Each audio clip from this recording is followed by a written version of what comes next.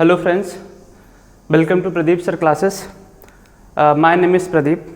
Okay, so आप सबको पता चल ही गया होगा, है ना। वैसे बात की जाए तो काफ़ी दिनों से इसका वेट था कि नोटिफिकेशन आना है, एडवर्टीज़मेंट आना है, बट नंबर ऑफ़ वैकेंसीज़ की बात की जाए तो क्या ही बात है।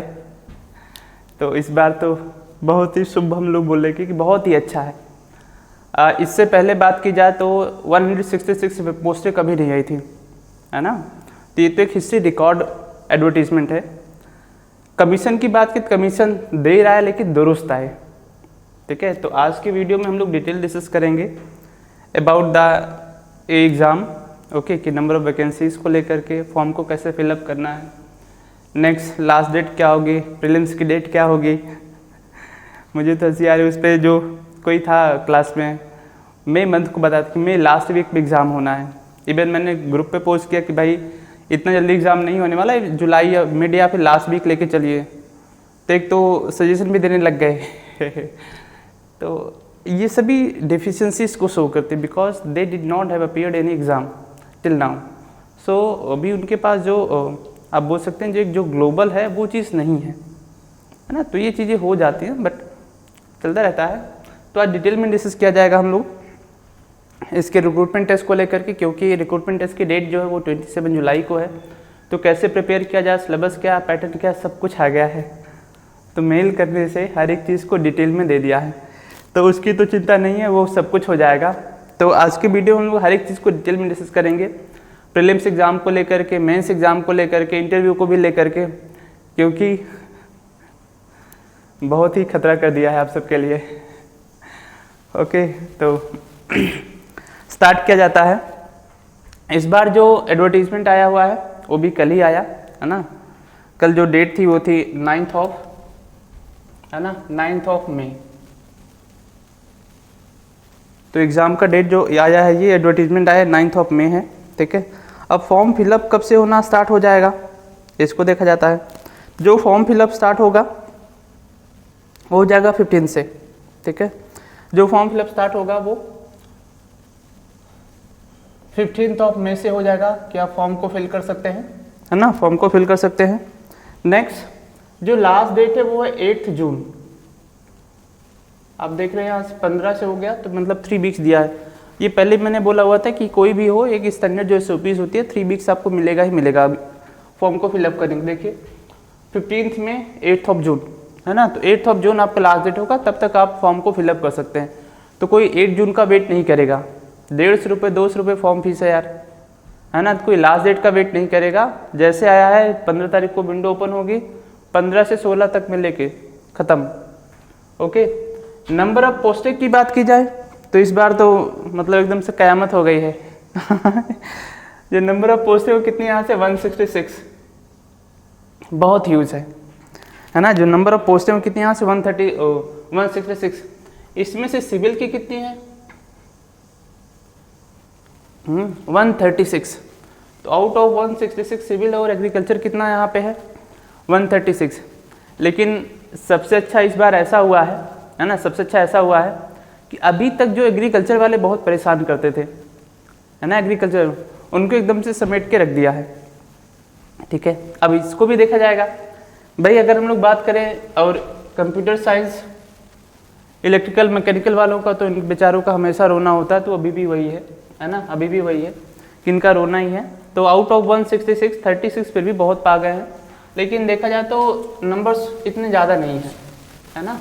एक बार इसको देखा जाता है हर एक डिपार्टमेंट में कितनी वैकेंसीज है। तो पहले देखते हैं हम लोग यहाँ से PWD का। PWD में जो APST के लिए रिजर्व है वो है 51। अनरिजर्व जो पोस्ट है वो है 14। बहुत ही अच्छा काम कर दिया है इस बार अनरिजर्व के लिए। और जो फिजिकली डिसेबल्ड के लिए है उनके लिए यहाँ से जो नंबर ऑफ पोस्ट है वो 4 है, and that 4 post is reserve for the APST। Other state के जो डिसेबल्ड हैं, फिजिकली डिसेबल्ड है, वो नहीं आ पाएंगे। टोटल कितना हो जाएगा ये 71, टोटल 71 हो जाएगा, ठीक है। जो टोटल है वो 71 है। नेक्स्ट जो मिल जाएगा वो है PHE का। इस बार पीएचई में वैकेंसीज आ गई हैं एंड पीएचई में जो एपीएसटी के लिए है 20, अनरिजर्व का है 5। ओके, अब यहाँ पे पीडब्ल्यूडी के लिए है ना, फिजिकली डिसेबल्ड वालों के लिए नहीं है, तो टोटल नंबर ऑफ जो वैकेंसीज है वो यहाँ से 25 है पीएचई में। नेक्स्ट आरडब्ल्यूडी में जो है एक ही जो एपीएसटी के लिए वो 13 है, लास्ट टाइम से ज़्यादा यहीं पे था। फिर 03 है रिजर्व का, 02 पोस्टें हैं फिजिकली डिसेबल्ड के लिए, टोटल हो गया यहाँ से 18, टोटल हो गया है 18। नेक्स्ट यहाँ से WRD वाटर रिसोर्स डिपार्टमेंट, इसमें टोटल जो एपीएसटी के लिए है रिजर्व वो 5 है, अनरिजर्व यहाँ से 1 है। ओके, अब इनके लिए यहाँ पे नहीं है वैकेंसीज और यहाँ टोटल हो गया 6 हो जाएगा ये, ठीक है। नेक्स्ट बात की जाए यहाँ पे यूडी में, अर्बन डेवलपमेंट में, तो नंबर ऑफ पोस्ट है जो रिजर्व है एपीएसटी के लिए वो 02 है। यहाँ पे अनरिजर्व 1 पोस्ट है ना, यहाँ पे भी इनके लिए कोई वैकेंसी नहीं, 0, टोटल नंबर ऑफ वैकेंसीज 3 हो जाएंगे।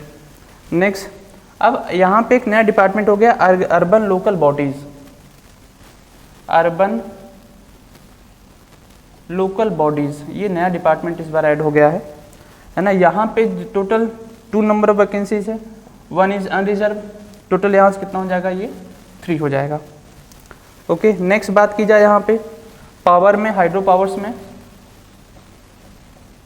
हाइड्रो पावर, ठीक है, इसमें जो नंबर ऑफ वैकेंसीज हैं वो है 8 हैं और यहाँ पे जो अनरिजर्व की हैं वो 2 हैं। ओके, यहाँ पे आउट ऑफ दिया है, out of total 10 post 1 post is reserve for the PWD, है ना। अब इसमें यहाँ से मेंशन नहीं कराई, इन दोनों को ऐड करके 10 में से एक ही हो जाएगा, तो 1 post for out of 10, 1 post किसके लिए यहाँ से पीडब्ल्यूडी के लिए, टोटल कितना हो जाएगा यहाँ से 10, है ना, टोटल कितना हो जाएगा यहाँ पे 10 हो जाएगा। अब यहाँ तक कंप्लीट किसका है, सिविल वालों का, ठीक है।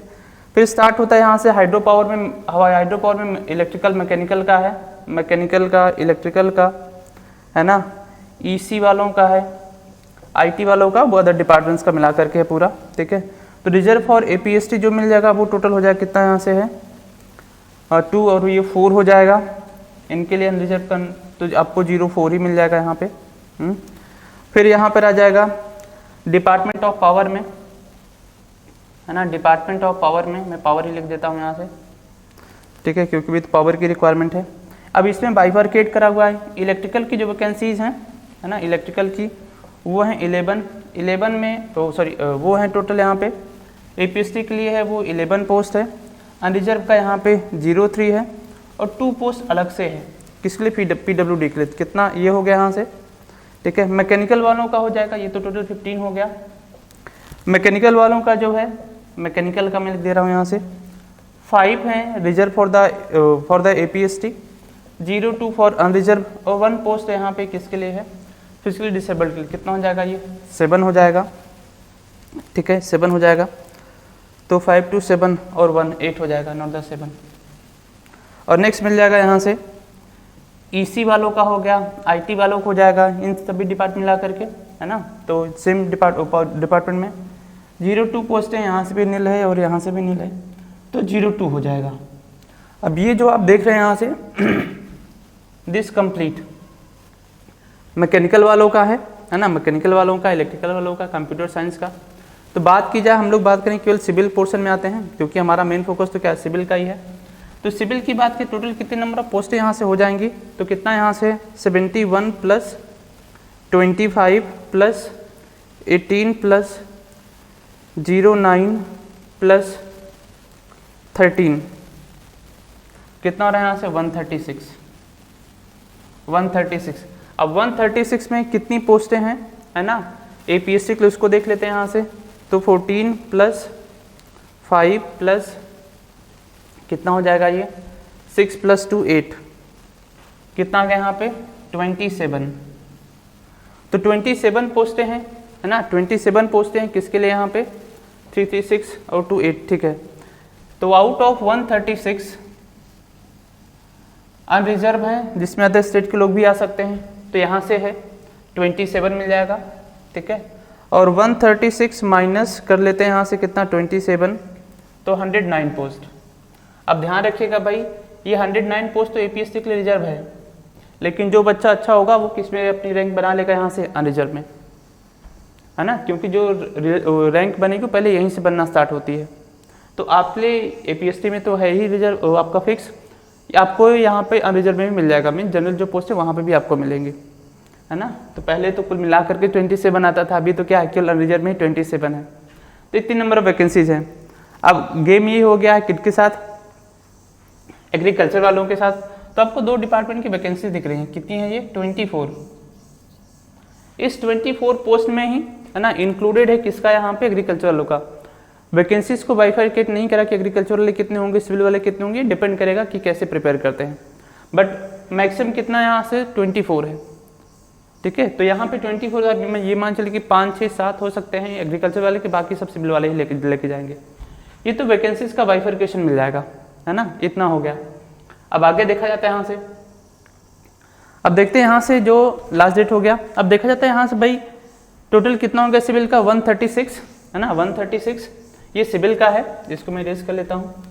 अब प्रीलिम्स में जो लोग बैठेंगे, लास्ट टाइम का आप डेटा चेक करेंगे, है ना, लास्ट टाइम का जो आप डेटा चेक करेंगे वो 4133 पोस्टों बच्चों ने अप्लाई करा था, है ना, स्टूडेंट ने अप्लाई करा हुआ था। और जो क्वालिफाई जो एग्ज़ाम दिया था वो 2600 लोगों ने दिया था, 2666 आई थिंक, CBI रिपोर्ट में यही था, है ना। तो इतने लोगों ने एग्ज़ाम को दिया था, क्वालिफाई करने वाले 409 या 410 हैं, ठीक है। इट मीन्स इस बार का अगर हम लोग बात करें तो 166 वैकेंसीज है। तो मैक्सिमम टू मैक्सिमम जो लोग एप्लीकेंट हो सकते हैं वो मैं चलिए कि 6 से 7,000 हो सकते हैं। तो 6 से 7,000 हो सकते हैं, तो जो मैक्सिमम नंबर ऑफ एप्लीकेंट हो सकते हैं वो 6 से 7,000 हो सकते हैं। तो कहाँ बहुत ज़्यादा है, ये तो ज़्यादा है नहीं, ठीक है। तो इतने हो सकते हैं यहाँ से 6 से 7,000। अब आगे बढ़ते हैं यहाँ से, आगे देखा जाता है भाई 136 पोस्टें हैं, है ना, 136 पोस्ट है। इसका 12 to 13 टाइम्स ले लीजिए, कहाँ पे जाएंगे, मेंस में, है ना। तो 136 मल्टीप्लाई बाई 12 कितना रहा है, 1632 मल्टीप्लाई बाई, इसको कर लेते हैं यहाँ से 136 मल्टीप्लाई बाई 13,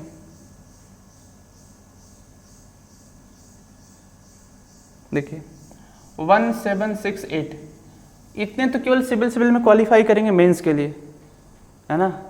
तो आप ये समझ के लो जो एवरेज बच्चा होगा, है ना, जो एवरेज बच्चा होगा एक एग्ज़ाम के प्रिपेयर करा वो सबका क्वालिफाई हो जाएगा। जो बहुत फ्रॉड वाले होंगे उन्हीं का नहीं होगा प्रीलिम्स क्वालिफाई, बाकी जो एवरेज स्टूडेंट होगा वो भी प्रीलिम्स को क्वालिफाई कर जाएगा। यार 1700-1800 लोग क्वालिफाई करें मेंस के लिए मजाक थोड़ी ना है, ठीक है। ये तो मिल जाएगा सिविल का डेटा, है ना, सिविल का। इट मीन्स इतने लोग जाने वाले किस में, यहाँ से मेंस के लिए। अब इतने लोग जाने वाले हैं मेंस के लिए, ठीक है। अब थोड़ा और आगे देखा जाता है यहाँ से, आगे देखा जाता है यहाँ से। अब आते हैं हम लोग यहाँ से, तो वैकेंसीज का हो गया, पे लेवल 10 है, वो सब बताने की जरूरत है नहीं, वो सब तो सफिशिएंट है, ठीक है। अब थोड़ा आगे बढ़ा जाता है और देखा जाता है अपने मेन पॉइंट को। अब जो एग्ज़ाम पैटर्न है यहाँ का, है ना, वो कैसा है, यहाँ पे 3 स्टेज बना है, प्रीलिम्स, मेंस और इंटरव्यू। प्रीलिम्स, मेंस और इंटरव्यू। प्रीलिम्स को यहाँ पे रिक्रूटमेंट टेस्ट कहा जा रहा है, इसके मार्क्स ऐड नहीं होने किसमें, यहाँ पे मेरिट लिस्ट में। मेरिट लिस्ट जो बनना है वो कहाँ से बनना है, वो मेन से बनेगा और इंटरव्यू से बनेगा, ठीक है। मेन से बनेगा, इंटरव्यू से बनेगा। अभी तक मैंने बताया था कि जो रिक्रूटमेंट टेस्ट है वो 100 मार्क्स का होना है, ठीक है। अब इस बार देखिए क्या हो गया, उन्होंने एकदम पूरा बाइफरकेट करके दिया हुआ है। जो रिक्रूटमेंट टेस्ट की डेट है ना, रिक्रूटमेंट टेस्ट की, यहाँ इसमें इसकी डेट मेंशन कर दे रहा हूँ, डेट ऑफ एग्ज़ाम वो कितना यहाँ पे 27 जुलाई। पहले लिखा था मई और जून एग्ज़ाम की डेट, अब वो शिफ्ट होकर 27 जुलाई हो गया है। अब ये तो कोई दिक्कत की चीज़ है नहीं, है ना। लेकिन जो मेंस की एग्ज़ाम की डेट है, डेट ऑफ एग्ज़ाम, मेंस का डेट ऑफ एग्ज़ाम हो जाएगा, जो एग्ज़ाम का है वो दे दिया है यहाँ पे 6-7 सितंबर। आप समझ रहे हैं ना, यहाँ पे जुलाई से 4 से 5 दिन ले लो, 4 दिन ले लो किसमें, यहाँ पे अगस्त में। अगस्त पूरा, फिर नेक्स्ट वीक में क्या है, एग्ज़ाम ही है।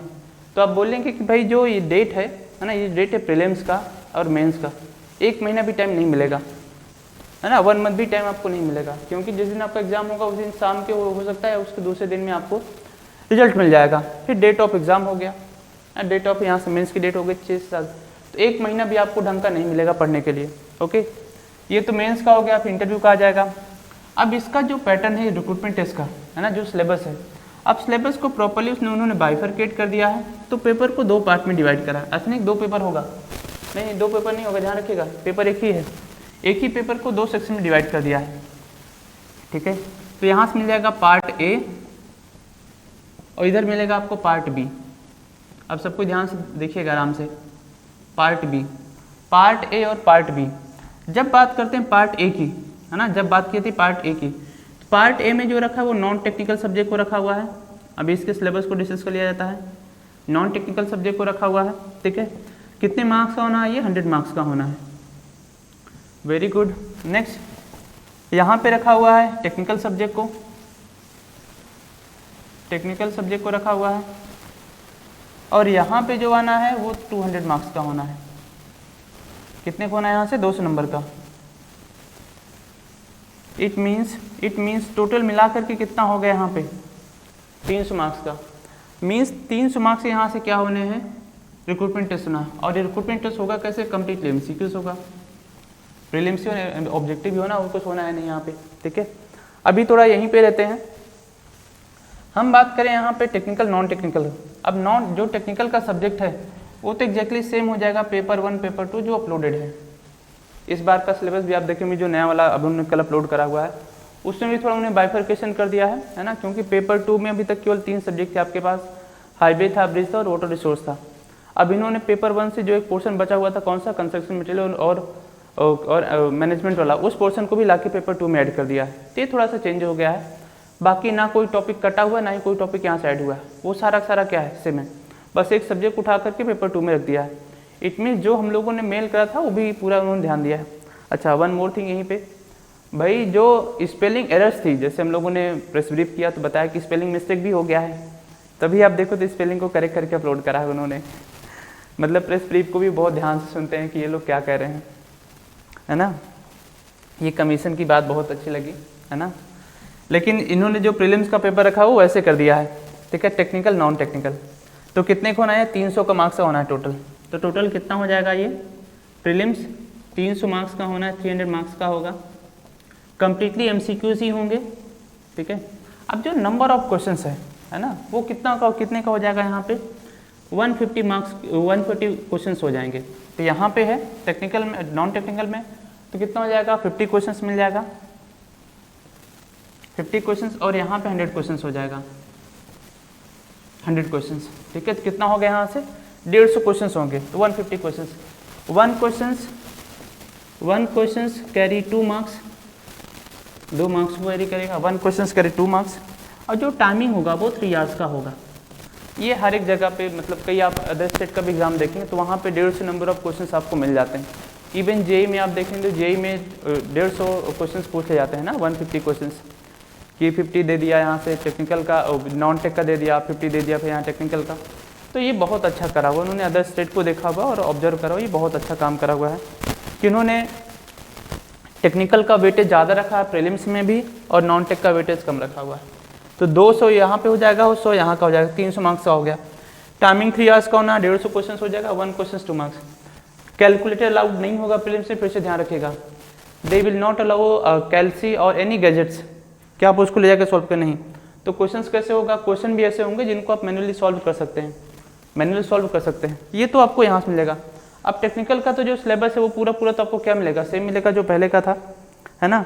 अब जो नॉन टेक की बात करते हैं तो नॉन टेक में सिलेबस क्या हुआ? चेंज हुआ है, ठीक है। नॉन टेक का जो है प्रीलिम्स का, उसमें आपको चेंजेस देखने को मिलेगा, ठीक है। तो क्या चेंजेस हुआ इसको देखते हैं हम लोग यहाँ से, क्योंकि इसको भी डिस्कस करना भाई जरूरी है, इसको भी डिस्कस करना जरूरी है, ठीक है। तो इस बार जो इन्होंने सिलेबस रखा हुआ है ना, इसके प्रीलिम्स को लेकर के, एक सेकेंड,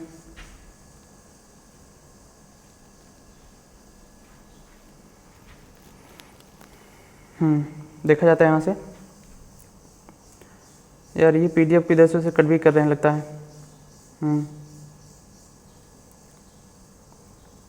चलिए ठीक है, देखा जाता है यहाँ से। अब जो रिक्रूटमेंट टेस्ट के सिलेबस की बात करते हैं तो इसमें यहाँ इन्होंने 3 चीज़ों को ऐड करा हुआ है, ठीक है। देखिए पहला हो जाएगा पेपर 1 में, है ना, पार्ट ए में जो आपको मिल जाएगा, यहाँ पे है लिखा हुआ जनरल अवेयरनेस। प्रीलिम्स की हम लोग बात करें रिक्रूटमेंट टेस्ट की, तो यहाँ से लिखा हुआ है जनरल अवेयरनेस। सेकंड लिखा हुआ यहाँ से लॉजिकल रीजनिंग लिखा हुआ है, लॉजिकल रीजनिंग लिखा हुआ है, ठीक है। ये 2 पोर्शन हो जाएगा। अब बात आती है जनरल अवेयरनेस लिख दिया है, फिर आगे क्या लिखा हुआ है यहाँ पे, question in this section will aims at testing of the candidates general awareness. अब ध्यान रखिएगा यहाँ पे जब बात करते हैं जनरल अवेयरनेस की, है ना, और दोनों को मिला के कितना ना 50 मार्क्स के क्वेश्चन आने, आपको यहाँ से 50 क्वेश्चन मिलेंगे, तो इसको आप 2 पार्ट में बाइफरकेट कर लो। ये कितने का होना है, यहाँ से 25 क्वेश्चन हो जाएगा, तो आप बोल सकते हैं 50 मार्क्स का ये हो जाएगा, और ये हो जाएगा अगेन 25 क्वेश्चन, तो ये 50 मार्क्स का हो गया, तो कितना हो गया, यहाँ से 100 मार्क्स हो गया। अब लॉजिकल जो रीजनिंग लिखा हुआ है, लॉजिकल रीजनिंग के लिए आपके स्टेट में इस बार रीजनिंग का टॉपिक ऐड हो गया, बट आपके स्टेट का जो रीजनिंग का क्वेश्चन होता है बहुत ही लो आता है, मतलब बोल सकते हैं जो स्टैंडर्ड बहुत ही कम है वो, चाहे वो यूडीसी की बात की जाए चाहे एलडीसी की बात की जाए, जो सीजीएल का होता है या फिर सीएचएसएल का होता है बहुत ही लेवल कम है उसका, तो एकदम से इजी वाले क्वेश्चन ला के ढूंढ के आपके स्टेट में डाल देते हैं। बट आई विल सजेस्ट कि इसके लिए आप प्रेफर करिए, है ना, लॉजिकल रीजनिंग के लिए आप प्रेफर करिए किसको, यहाँ पे एसएससी जेई प्रीवियस ईयर, उनका जो सिलेबस है पूरा आप उठा के पढ़ डालिए। दूसरा आप यहाँ पे देख सकते हैं, दूसरा आप देख सकते हैं यहाँ पे, वैसे मैं रिकमेंड नहीं करूँगा लेकिन फिर भी आप इसको देख सकते हैं क्योंकि आगे मेंस भी है, गेट का, है ना, गेट के PYQs। But I will suggest कि आप ज़्यादा फोकस एसएससी जेई की जो प्रीवियस ईयर आप उसको करिए, गेट के क्वेश्चंस को मत करिए, मैं हटा ही देता हूँ क्योंकि मेंस में इसको डिस्कस किया जाएगा। तो जो लॉजिकल रीजनिंग है उसके लिए आप एसएससी जेई को देख लीजिए। एसएससी आपके स्टेट की मैं बात नहीं, एसएससी सीजीएल, है ना, एसएससी सीजीएल, क्योंकि उनके यहाँ भी लॉजिकल रीजनिंग के क्वेश्चंस आते हैं, तो वहाँ का जो क्वेश्चंस होगा, देखिए अभी टाइम ऐसा नहीं है कि आप बैठ के इसको सॉल्व करें, है ना, कि आप बैठ के इसकी थियरी को पढ़ें, इसकी चीज़ों से नहीं, सीधे प्रीवियस ईयर उठाइए और सॉल्व करना स्टार्ट कर दीजिए, है ना, क्योंकि उसका सोल्यूशन भी होगा आपको यहाँ से, तो कैसे सॉल्व किया आपके माइंड में तुरंत उसका आइडिया जाएगा कि इसको सॉल्व कैसे करना है, और उसी टाइप के क्वेश्चन आपको मिलेंगे। तो एसएससी जेई के जो प्रीवियस ईयर है ना, जो वहाँ पे भी इसका सेम क्वेश्चन होता है लॉजिकल रीजनिंग का, तो वहाँ से आपको मिल जाएगा, ठीक है। एसएससी सीजीएल का हो जाएगा और एसएससी जेई का हो जाएगा, तो रीजनिंग एप्टीट्यूड तो आपको कंप्लीट वहाँ से हो जाएगा। ये हम प्रीलिम्स की बात कर रहे हैं, ठीक है, तो ये आपको यहाँ से हो जाएगा इस वाले पोर्शन से 25 क्वेश्चन होने और एक क्वेश्चन में हर एक कंसेप्ट अप्लाई होगा, ठीक है। अब आगे बढ़ा जाता है, नेक्स्ट यहाँ से जनरल अवेयरनेस, जनरल अवेयरनेस।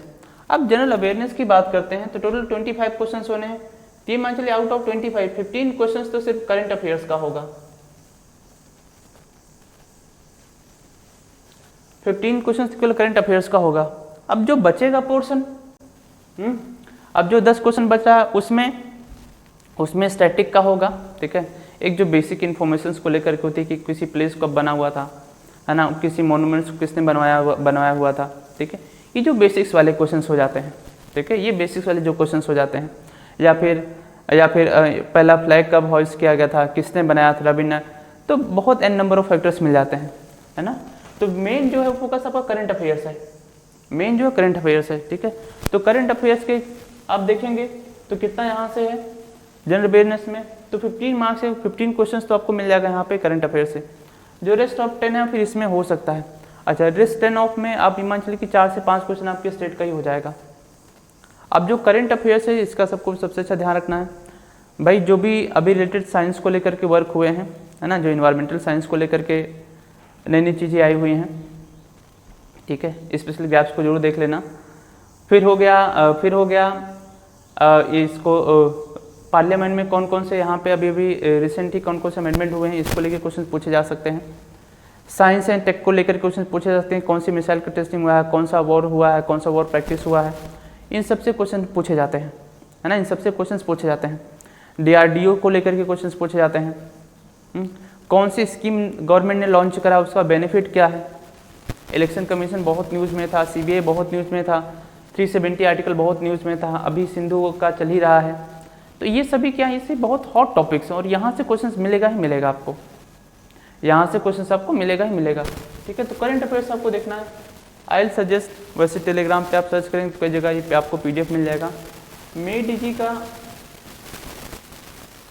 है ना, मेडीजी का जो एनुअल एडिशन आता है, उन्होंने अपनी एक मैगजीन निकाला हुआ है एनुअल एडिशन का, तो आप उसको प्रेफर कर सकते हैं।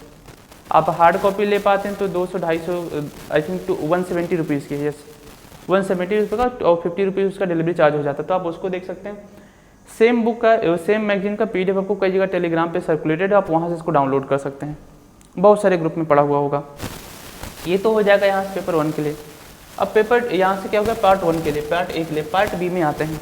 अब पार्ट B में कम्प्लीटली MCQ होना है ना, पार्ट B में कम्प्लीटली क्या होना है, MCQ होना है। जब बात करते हैं पार्ट B की, है ना, जब बात करते हैं पार्ट B MCQ, अब यहाँ पे जो क्वेश्चंस हैं, है ना, अब यहाँ जो क्वेश्चंस हैं, इन क्वेश्चंस का लेवल क्या होगा, तो ध्यान रखना, है तो स्टेट का एग्जाम ही, है तो स्टेट का एग्जाम ही, ये मत सोचना कि ES का एग्जाम है, नहीं, है तो स्टेट का एग्जाम है, लेकिन जो क्वेश्चंस का स्टैंडर्ड होगा वो थोड़ा मेंटेन होगा, वो अच्छा सा यहाँ से मेंटेन होगा। तो आप बोल सकते हैं, ES के, है ना, इसको लेकर हम लोग डिस्कस कर रहे हैं, टेक्निकल को यहाँ पर मेंशन कर देता हूँ।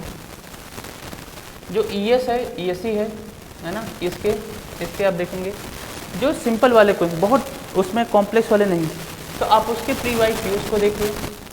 नेक्स्ट पहला हो जाएगा। दूसरा आप वर्कबुक को करिए, वर्कबुक के क्वेश्चंस, वर्कबुक आपके लिए बहुत इंपॉर्टेंट, ध्यान रखिएगा। जो बच्चे क्लास के एनरोल्ड हैं, वर्कबुक के क्वेश्चंस डायरेक्टली कॉपी पेस्ट होंगे, अभी बता दे रहा हूँ, तो वर्कबुक जितने प्रैक्टिस कर सकते हैं आप करिए। Next workbook second, workbook number 2 मैं ग्रुप में अपलोड करने ही वाला हूँ, कुछ को तो कुछ सब्जेक्ट का तो अपलोड करते हैं, कुछ को और अपलोड करूँगा। वो क्वेश्चंस की प्रैक्टिस करना आपके लिए बहुत ज़रूरी है, वहाँ से क्वेश्चंस आपको पूछे ही जाने हैं, तो ध्यान रखिएगा, कोई छोड़ेगा नहीं उसको। ओके, ये आपको यहाँ से मिल जाएगा। नेक्स्ट आपके पास तो प्रैक्टिस के लिए है ही यूथ पब्लिकेशन, ये 3 चीज़ कर लीजिए, आपका प्रीलिम्स क्वालिफाई, प्रीलिम्स आपका qualify, part A part B। अब इसमें कोई कन्फ्यूजन नहीं करेगा।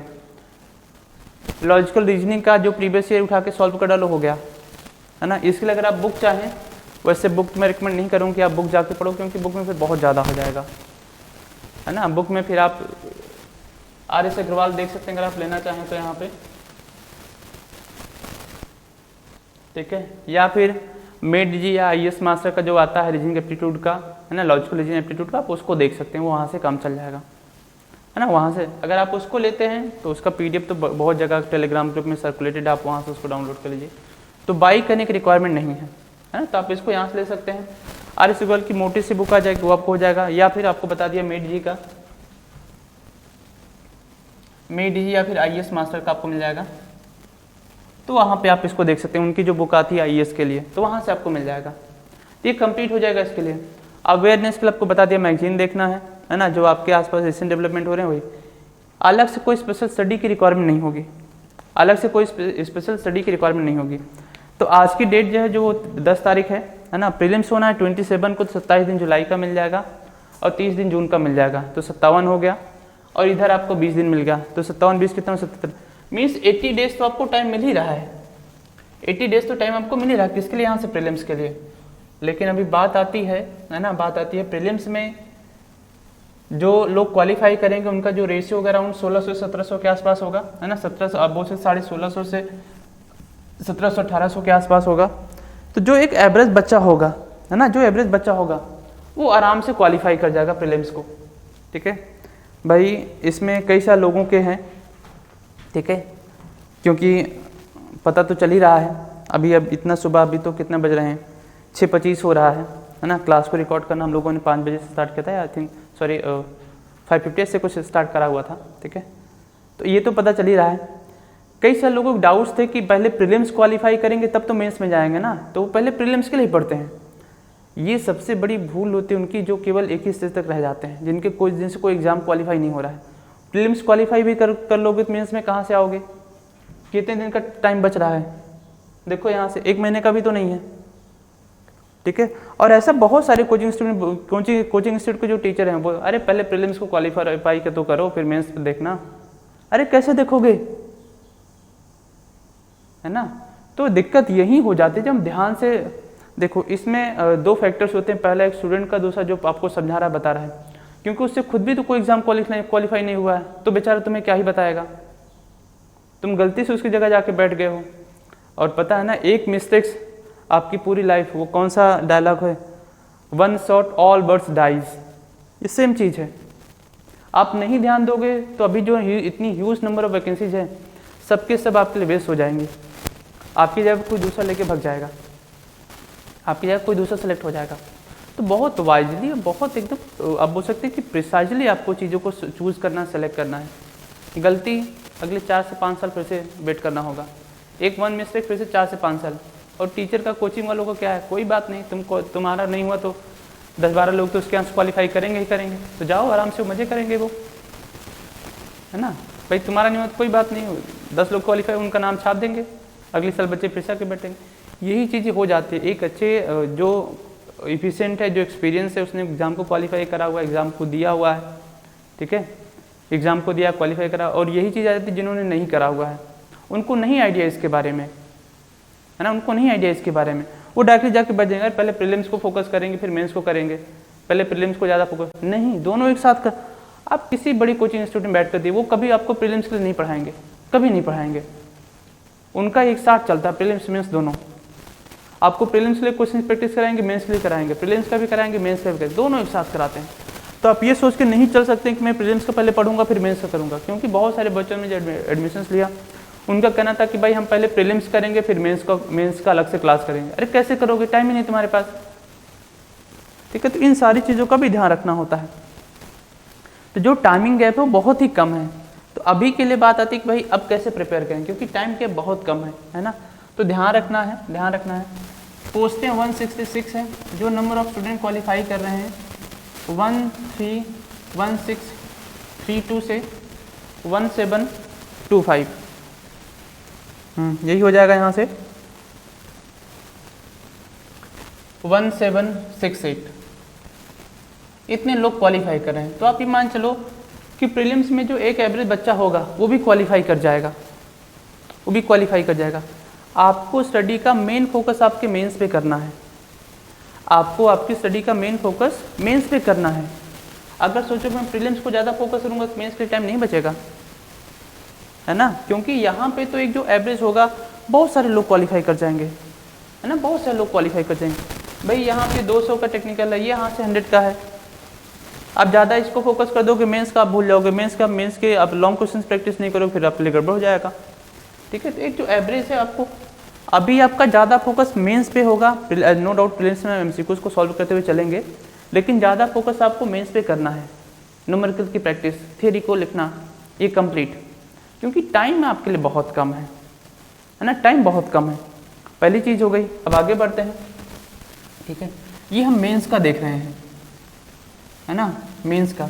तो प्रीलिम्स भी है और मेंस दोनों है, ठीक है। अब क्वेश्चंस की प्रैक्टिस कहाँ से करना आपको बता दिया, ठीक है, लेकिन ज़्यादा फोकस आपको इन्हीं दोनों करना है। और वर्कबुक तो आपके लिए बहुत इंपॉर्टेंट, मतलब उसको तुम छोड़ ही नहीं सकते हो, उसको तुम बिल्कुल छोड़ ही नहीं सकते, बहुत मन से और प्रैक्टिस से करना है वर्कबुक, जो भी ग्रुप में अपलोड किया जा रहा है। जो भी प्राइवेट बैच के स्टूडेंट हैं वो सबको ध्यान रखिए, अपना दूसरों का फायदा करने के चक्कर में तुम्हारी लंका लग जाएगी, है ना। तो जो भी कंटेंट, जो भी पीडीएफ ग्रुप में शेयर किया, कोई फॉरवर्ड नहीं करेगा। नहीं तो यारी दोस्ती में लोग बहुत दूसरों की संस्कार अच्छे बनते रहते हो, अपना पीडीएफ दूसरों को फॉरवर्ड कर देते हैं, उसकी जॉब लग जाएगी, तुम्हारी नहीं लगेगी, है ना। तो इस चीज़ का ध्यान रखना। पे करा हुआ उसको पढ़ने के लिए तो अपने तक ही रखो और उसको अच्छे से प्रैक्टिस करिए, ठीक है। तो हम लोग यहाँ देख रहे हैं, है ना, प्रीलिम्स को और मेंस को, ठीक है। तो प्रीलिम्स में तो ऑलमोस्ट सबका क्वालिफाई हो जाएगा। जो आप पढ़िए यहाँ पे, तो ज़्यादा फोकस आपका मेंस का करना है, प्रीलिम्स को नहीं करना है। ऐसा नहीं प्रीलिम्स को छोड़ देंगे। तो प्रीलिम्स में आप एमसीक्यू की प्रैक्टिस करते हुए चलिए, ठीक है, और साथ में मेंस में क्वेश्चन प्रैक्टिस करते हुए चलिए। अभी आपके पास जो हार्डली देखा जाए मेंस को भी लेकर के, तो जुलाई है, जून, अगस्त, सितंबर जैसे स्टार्ट होगा, जून पूरा जुलाई, है ना, और पूरा अगस्त। तो ये आपको मिल जाएगा यहाँ से 90 डेज हो गया, 1 वीक इधर ले लो, 20 दिन इधर। तो आप बोल सकते हैं कि 4 महीने बचे आपके पास, ऑलमोस्ट, ठीक है, 4 महीने बचे आपके पास। अब बात जब 4 महीने बच रहे हैं, तो अब 4 महीने में अगर सोचो कि मैं एक कोचिंग को फिर से क्लास को ज्वाइन करूँगा, फिर से जाके मैं पूरा सिलेबस कंप्लीट करूँगा, ये तो पॉसिबल नहीं है, क्योंकि तुम्हें पढ़ने के साथ साथ प्रैक्टिस भी करना है। पढ़ने के साथ साथ प्रैक्टिस भी करना। अगर तुम कोई नया बैचेस का ढूंढो कि नया बैच स्टार्ट होगा तो हम करेंगे, तो भूल जाओ फिर तुम, है ना, भूल जाइए तुम, फिर इस पर तुम्हें कहीं और जाके प्लान करो। अभी आपका जो मेन फोकस है वो है रिवीजन, है ना, रिवीजन है। Next practice. अब प्रैक्टिस में क्या हो जाएगा, एमसीक्यूज भी करना है आपको और मेंस भी करना है ना, सब्जेक्ट भी करना है। Revision, practice, test series. Test series में जो जो क्वेश्चंस आपसे नहीं सॉल्व हुए उसको अंडरलाइन करके रखो और उसको देखो कैसे सॉल्व हुआ है। सॉल्यूशन को मैच करके देखिए उसको कैसे सॉल्व हुआ है और फिर से कहाँ पे भगाओ, फिर से कहाँ पे भगाइए, रिवीजन। अब ये साइकिल चलता जाएगा till your selection, revision, practice, test series, revision. ठीक है, आपके पास कंटेंट ऑलरेडी अपलोडेड है, जो भी लोग ऑनलाइन के हैं, है ना, सुन लीजिए सब कोई, जो भी आपके लिए रिक्वायर्ड है, रिक्वायर्ड कर रहा हूँ, जो भी आपके सब्जेक्ट हैं, चाहे सोम हो, आरसीसी, स्टील, इन्वायरमेंट हो गया, फिर हाईवे हो गया, फिर इन्वायरमेंट तो हो गया, फिर इरिगेशन का हो गया, फ्लूइड मैकेनिक्स हो गया, बिल्डिंग मटेरियल हो गया, है ना, बिल्डिंग मटेरियल हो गया, इन सभी सब्जेक्ट के आप देखेंगे already recorded videos already upload कर दिया है। तो बस देखो प्रैक्टिस, देखो प्रैक्टिस, देखो प्रैक्टिस, और दोनों प्रीलिम्स मेंस दोनों पॉइंट ऑफ व्यू से कराए गए और हर एक पॉइंट को डिटेल में करा हुआ है। और शाम को तो हम लोग क्लास कर ही रहे हैं, सुबह में क्लास करी, दोपहर में क्लास कर ही रहे हैं, रात को भी क्लास कर रहे हैं, तो आपका तो सब्जेक्ट आराम से फिनिश हो जाएगा, तुम काहे परेशान हो। बस पेशेंस बहुत इंपॉर्टेंट है यहाँ पे, तो इसका सबको ध्यान रखना है ना, इसका सबको फोकस करेगा। अब आगे बढ़ते हैं, revision, practice, test series, revision हो गया, ये चीज़ तो आपको यहाँ से मिल जाती है। ठीक है, अभी के लिए आपको जो करना है, प्रीलिम्स मेंस दोनों एक साथ करते हुए चलना है। एमसीक्यू कहाँ करना है वो आपको यहाँ से मिल जाएगा। एमसीक्यू परेशान मत हो, वर्कबुक परचेस कर लो, बहुत सारा क्वेश्चन मैच हो जाएगा, अभी से बता दे रहा हूँ, है ना, अभी से बता दे रहा हूँ, आपको यहाँ से हो जाएगा। ठीक है, अब ये तो हो गया टेक्निकल का। अब बात आते हैं भाई मेंस का, एग्जाम पैटर्न क्या होगा, ये साथ ऑलरेडी डिस्कस करा हुआ है। अब मेंस में जो पेपर होना है वो 2 पेपर होना है, यहाँ से होना है जो वो नॉन टेक का पेपर होना है। अब नॉन टेक की बात की जाती है, हम लोग नॉन टेक को डिस्कस करते हैं कि नॉन टेक का सिलेबस क्या है, क्योंकि इस बार जो किया है वो थोड़ा खेला कर दिया आपके साथ, है ना। तो वैसे सब कुछ तो ठीक ही है, ऐसा नहीं कि बहुत मुश्किल है, आप आराम से कर सकते हैं, है ना। लोग सेलेक्ट भी होंगे, 160 है तो ऐसे थोड़ी खाली चला जाएगा, है ना। 166 पे तो लोग सेलेक्ट होंगे ही होंगे। ठीक है, लेकिन जो मेंस का किया हुआ इस बार आपके यहाँ एग्ज़ाम का, है ना, यही वालों के लिए, ठीक है, जूनियर इंजीनियर, असिस्टेंट इंजीनियर। तो देखते हैं यहाँ से, मेंस में नॉन टेक्निकल, क्योंकि टेक्निकल में तो सब हीरो बन ही रहे हैं, है ना। तो हम लोग आते हैं कहाँ पे, नॉन टेक्निकल पोर्शन पे आते हैं। नॉन टेक्निकल वाले पोर्शन पे आ जाता है। ठीक है, तो एक सेकंड में इसको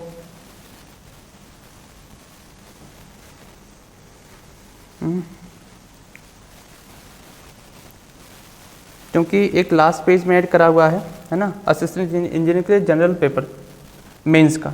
ठीक है, ये भी आपको बताया हुआ है ना, कितने का होना है, ये 150 मार्क्स का होना है, 150 मार्क्स का होगा। ठीक है, 150 मार्क्स का हो जाएगा ये। ठीक है, 150 मार्क्स का हो जाएगा। यहाँ से कैसा होना है, ये एमसीक्यूज होना है। कैसे यहाँ से एमसीक्यूज होने हैं। ठीक है, तो 150 मार्क्स का हिमांचली के 75 से क्वेश्चन आपको मिल जाएगा, 75 क्वेश्चन, 1 क्वेश्चन 2 मार्क्स, या हो सकता है 150 नंबर ऑफ 150 क्वेश्चन से मिल जाए, तो ऐसा भी हो सकता है 150 क्वेश्चन आपको मिल जाए यहाँ से। ठीक है, जो टाइमिंग होगा वो 3 आवर्स का हो जाएगा, है ना, 3 आवर्स का हो जाएगा, 150 क्वेश्चंस भी हो जाएंगे। इसके जब सिलेबस की बात करते हैं, इसमें आपको 3 चीज़ें मिल रही हैं। कौन कौन सा मिला आपको यहाँ पे, जब यहाँ से बात करते हैं कि इसमें जनरल पेपर के लिए पहला मिल जाएगा जनरल इंग्लिश, अब ये भी एमसीक्यूज ही होना। नेक्स्ट मिला यहाँ से जनरल स्टडीज़,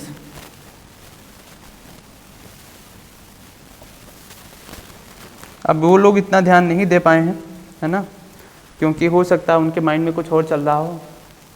सिलेबस पूरा से मैं कॉपी पेस्ट ही मारा, लेकिन वहाँ पे जनरल नॉलेज अवेयरनेस कर दिया, यहाँ पे क्या कहते हैं जनरल स्टडीज़ करा हुआ है। ठीक है, यहाँ जनरल स्टडीज़ करा हुआ है। और नेक्स्ट मिल जाएगा यहाँ से एप्टीट्यूड, नेक्स्ट मिल जाएगा एप्टीट्यूड। इट मीन्स यहाँ पे कितने का होना है, यहाँ से 150 का होना है, ठीक है। ये मान चलिए कि इंग्लिश से भी 50 मार्क्स के क्वेश्चंस आपको मिल जाएंगे, 50 क्वेश्चंस मिल जाएगा, यहाँ से 50 क्वेश्चंस मिल जाएगा, और यहाँ से भी आपको 50 नंबर के क्वेश्चंस मिल जाएंगे, 50 क्वेश्चंस। इट मीन्स 50 कितना हो जाए, यहाँ से 150 हो जाएगा, तो 150 हो गया, तो 1 क्वेश्चन 1 मार्क्स मिल जाएगा। अब ये तो चलो ठीक है, इंग्लिश का आप प्रैक्टिस कर लीजिए, जो आपके यहाँ पे सीजीएल का एग्जाम होता है इंग्लिश की प्रैक्टिस कर लो, कुछ वैसा क्वेश्चन मिल जाएगा। आपको देखना है कि किस टाइप के क्वेश्चन आएंगे, तो लैब असिस्टेंट का PYQs देख लीजिए जो इस बार हुआ, फिर से लैब असिस्टेंट का PYQs देख लीजिए जो इस बार हुआ, आपको यहाँ से कंप्लीट आइडिया लगेगा भाई किस टाइप पूछा जा रहा है। मेन तो बात आती है एप्टीट्यूड, ये फर्स्ट टाइम ऐड हुआ है। एप्टीट्यूड अलग है, रीजनिंग अलग है, ध्यान रखिएगा। Aptitude is different, reasoning is different, ठीक है। लेकिन यहाँ पे जब हम सिलेबस को देखते हैं, यहाँ से लिखा हुआ है the question will cover range of the topics and assess technical and aptitude. फिर कह रहा है the question will include logical reasoning, quantitative aptitude,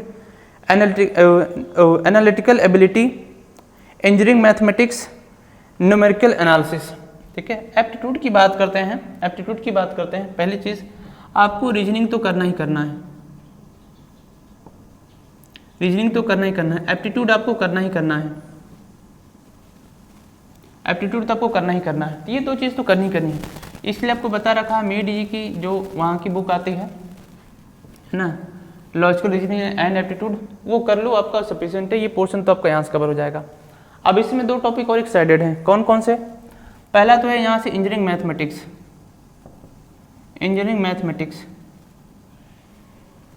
और नेक्स्ट साइड हो गया यहाँ पे कौन सा आपको मिल जाएगा, यहाँ से इंजीनियरिंग मैथमेटिक्स हो गया, नेक्स्ट यहाँ से हो गया है इंजीनियरिंग एथिक्स। अब इंजीनियरिंग एथिक्स का जो नोट्स है ना, ये एक्चुअल जो पार्ट है ये ईएस का हो जाता है। अदर स्टेट में भी कई सारे स्टेट में इंजीनियरिंग एथिक्स को लेके पूछा जाता है, तो इसका तो कंप्लीट नोट्स आपको ग्रुप में भेज दिया है, आप देखेंगे कल रात को ही ग्रुप में आपको सेंड करते हैं, आप वहाँ से इसको देख सकते हैं, कंप्लीट आपके सिलेबस के हिसाब से ही है। वहाँ पे केवल नोट से 70-80 पेजेस का है, आप देखेंगे मैंने ग्रुप में भेजा, सबने ऑलमोस्ट डाउनलोड कर भी लिया होगा, तो कंप्लीट ये तो आपको यहाँ से मिल जाएगा। MCQ प्रैक्टिस का क्वेश्चन में जल्दी आप सबको सेंड कर दूंगा, तो आप वहाँ से उसको देख लीजिए।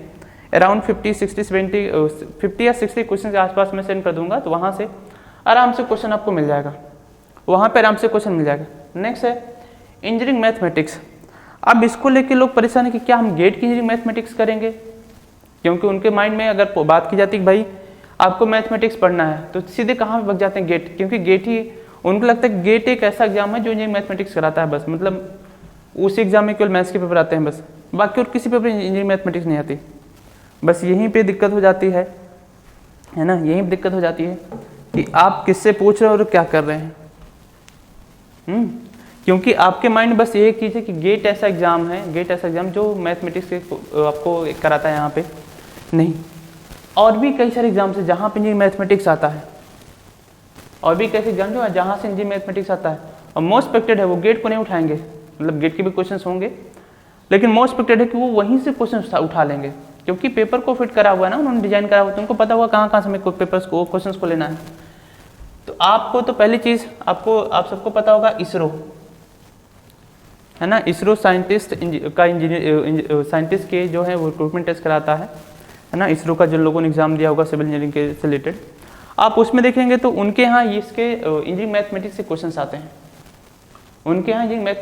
आते हैं, तो जो इसरो का प्रीवियस ईयर पेपर्स है वैसे उनकी वेबसाइट पे मिल जाएगा, ग्रुप में भी आपको शेयर करा हुआ, वहाँ से भी डाउनलोड कर सकते हैं। तो उनका जो पोर्शन है वो इंजीनियरिंग मैथमेटिक्स को पूछते हैं और टेक्निकल को पूछते हैं, तो उनका 2 ही सिलेबस होता है, मैथ्स और दूसरा यहाँ से टेक्निकल पोर्शन। तो मैथ्स को आप वहाँ से देखिए, इसरो के पेपर्स को ले लीजिए, ठीक है। अब जिन लोगों ने BARC का एग्ज़ाम दिया होगा, आधे ज़्यादा लोग तो परेशान होंगे कि ये BARC है ना, वो हमेशा बार बार चिल्लाते रहते हैं, ठीक है। BARC का जिन लोगों ने एग्ज़ाम दिया होगा उनको पता होगा कि यहाँ पे मैथ्स आता है ना, यहाँ पे मैथ्स आता है। नेक्स्ट, ठीक है, जो PSUs के एग्ज़ाम्स होते हैं, जैसे बात की जाए COAL, कोल इंडिया का हो गया, ये भी आराम से मैथमेटिक्स से क्वेश्चन पूछ लेते थे, अभी आई थिंक पूछ नहीं पूछे, लेकिन इनके एग्जाम में भी मैथमेटिक्स के क्वेश्चन आ जाते हैं, ठीक है। नेक्स्ट बात की जाए यहाँ पे है ना, नेक्स्ट तो फिर गेट तो है ही, बट जो आपको फोकस करना है प्रीवियस ईयर के क्वेश्चंस को ही देखना है यहाँ पे जो है, और वही आपको मिल रहा होगा, और ये मैथमेटिक्स तो कहाँ पे आता है, ईएससी का भी तो आता है। अरे यार इगेट में कहाँ तुम भगोगे, ईएससी की प्रीवियस ईयर सॉल्व कर लो, ईएससी की प्रीवियस ईयर सॉल्व कर लो, सीधा क्वेश्चन से आपको मैच हो जाएगा। मतलब अब आपको ये मैथमेटिक्स में पढ़ना नहीं कि बैठ के तुम पढ़ रहे हो, नहीं। देखिए भाई एक बहुत सिंपल सी चीज़ ध्यान रखिएगा, एक सब्जेक्ट को पढ़ने सिलेक्शन नहीं होना है। अगर तुम सोचो कि एक सब्जेक्ट में महारत हासिल करके चला जाऊं लड़ने के लिए और सफल हो जाऊं, तो नहीं होगा।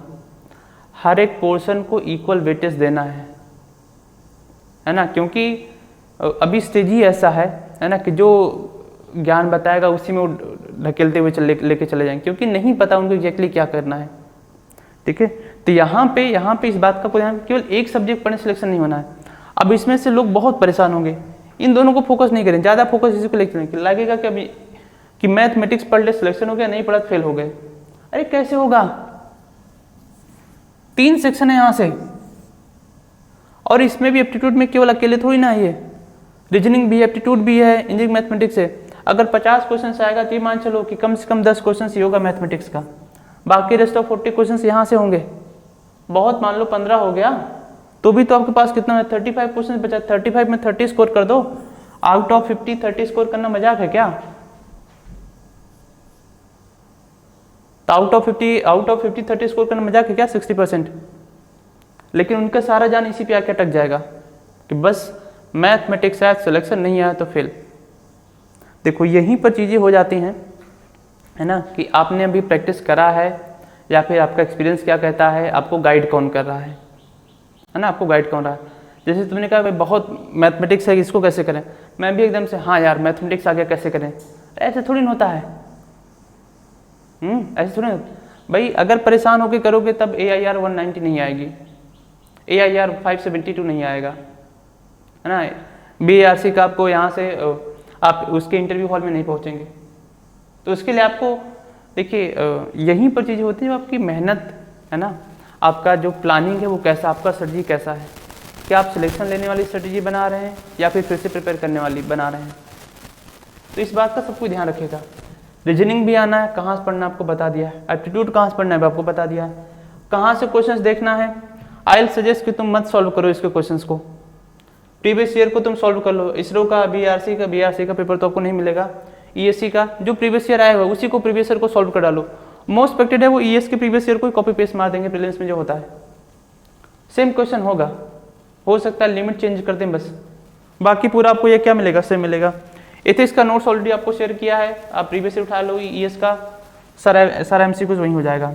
तो कहाँ भाग रहे हो, ये UPSC का तो सिलेबस दे दिया है, ESC का तो सिलेबस दे दिया है इसने। बस सबको बहुत शौक था हमें UPSC करना है तो कर लो UPSC, है ना।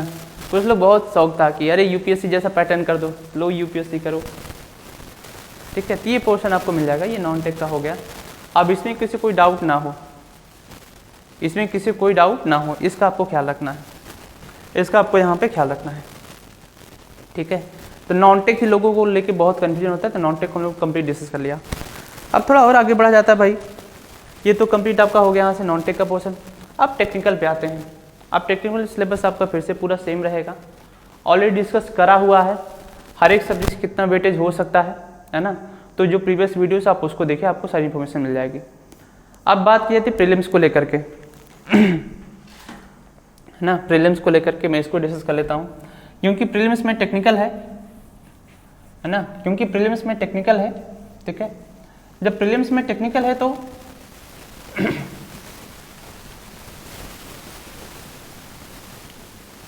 जब प्रीलिम्स में टेक्निकल है तो हम लोग भाई कैसे करें इसको। बात करते हैं यहाँ से प्रीलिम्स की। तो प्रीलिम्स में क्या है, टेक्निकल है, 200 नंबर का होना है, सिलेबस पूरा सेम ही होना है। तो यहाँ पे मैं एक बार मेंशन कर दे रहा हूँ, सब्जेक्ट की वेटेज के हिसाब से मेंशन कर रहा हूँ। तो इसको मैं 2 पार्ट में क्लासीफाई करता हूँ, एक रखता हूँ यहाँ से मेजर सब्जेक्ट और दूसरा रखता हूँ यहाँ से माइनर। जिन लोगों ने मेरी वीडियोस को देखा होगा उनको पता होगा कि मैं इसको कैसे डिस्ट्रीब्यूट करता हूँ मेजर और माइनर में, ठीक है। तो मेजर में पहला मैं यहाँ से मेंशन करूँगा सोम, फिर यहाँ पे मेंशन करूँगा RCC, थर्ड हो जाएगा यहाँ पे स्टील हो जाएगा। फोर्थ आपको मिल जाएगा यहाँ पर सॉइल एंड फाउंडेशन हो जाएगा, जो टेक्निकल कंप्लीट हो जाएगा। फिफ्थ मेंशन करोगे यहाँ से इन्वायरमेंट, ठीक है। 6 नंबर पर आपको मिल जाएगा यहाँ पे सर्वेइंग। 7 नंबर पे आपको मिल जाएगा यहाँ पे फ्लूइड मैकेनिक्स, फ्लूइड मैकेनिक्स, ठीक है। 8 नंबर पे आप यहाँ पे रख सकते हैं बिल्डिंग, जो यहाँ से कंस्ट्रक्शन मटेरियल है रखिए उसको, कंस्ट्रक्शन मटेरियल, मैनेजमेंट नहीं, कंस्ट्रक्शन मटेरियल। ये तो आपको यहाँ से मिल जाएगा, है ना। अब आइए यहाँ से माइनर वाले में क्या किसको रखा जाए फिर, ठीक है। हाईवे यहाँ पे नहीं, हाईवे भी रखना है यहाँ पे।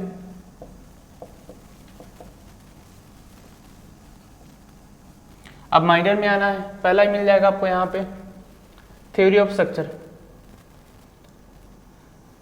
जिसको आप लोग बोलते हैं स्ट्रक्चर एनालिसिस, ठीक है। नेक्स्ट इंजीनियरिंग मैकेनिक्स, नेक्स्ट मिल जाएगा यहाँ से थर्ड हो जाएगा पर्ट सीपीएम, ठीक है। नेक्स्ट आपको मिल जाएगा यहाँ पे हाइड्रोलॉजी, हाइड्रोलॉजी। फिफ्थ हो जाएगा यहाँ पे इरिगेशन, इरिगेशन। 6 नंबर आपको मिल जाएगा यहाँ पे ओपन चैनल फ्लो, ओसीएफ हो जाएगा, ठीक है। 8 नंबर आपको यहाँ से मिल जाएगा ओसीएफ हो गया, पर सीपीएम हो गया यहाँ से, ठीक है। ये हो गया। 8 नंबर आपको मिल जाएगा यहाँ से ब्रिज हो जाएगा, ब्रिज इंजीनियरिंग, ठीक है। तो यहाँ पे कितने को होना है, 100 क्वेश्चन आएगा, 1 क्वेश्चन 2 मार्क्स, तो टोटल 200 का हो जाएगा, ठीक है। तो बात की जाए यहाँ से, बात की यहाँ से, तो 200 है तो आप ये मान चलिए कि 80% क्वेश्चन, इट मीन्स अराउंड 160 से अराउंड 150 से 160 मार्क्स के जो क्वेश्चन हैं वो केवल यहीं से मिल जाएंगे आपको, केवल इन्हीं सब्जेक्ट से। मीन्स आप बोल सकते हैं 70 से 80% क्वेश्चन आपको केवल इस मेजर वाले पोर्शन से मिलेंगे। जो रेस्ट ऑफ पोर्शन होगा वो माइनर से हो जाएगा। तो रेस्ट ऑफ यहाँ से जो 20 to 30% क्वेश्चन हैं वो आपको यहाँ से मिल जाएंगे। तो 20 से 30% क्वेश्चन आपको यहाँ से मिल जाएंगे। अब इसमें से कुछ लोग लेके परेशान हो जाएंगे, भाई जिंदगी स्ट्रक्चर ही है बस, स्ट्रक्चर नहीं किया तो फिर फेल्ड। फिर से बता रहा हूँ, बहुत केयरफुली और बहुत वाइसली, बहुत प्रिसाइजली होकर प्रिपेयर करना है ना, क्योंकि वैकेंसी 166 है, तो इसी बार सिलेक्शन ले लेना है, इसी बार सिलेक्शन आपको यहाँ से ले लेना है, तो आपको ये प्रीलिम्स का मिल जाएगा, ठीक है। तो एक आई होप अब डिस्कशन हमारा हम लोगों का इन पॉइंट पे है, ठीक है।